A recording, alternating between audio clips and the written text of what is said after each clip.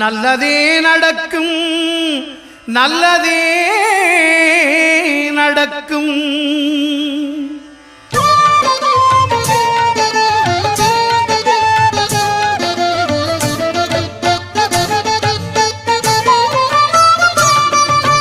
ஒன்பது கோளும் ஒன்றாய் காண அங்கு கற்பகம் என்னும் கடவுளின் மெய்யில் ஒன்பது கோளும் ஒன்றாய் காண அங்கு கற்பகம் என்னும் கடவுளின் மெய்யில் சூரியன் முதலாய் 9 கிரகமும் பலவித குணங்களை கொண்டிருக்கும். எங்கள் கற்பக தருவில் அவை வரும்போது ஒன்றாய் சேர்ந்து பலனளிக்கும்.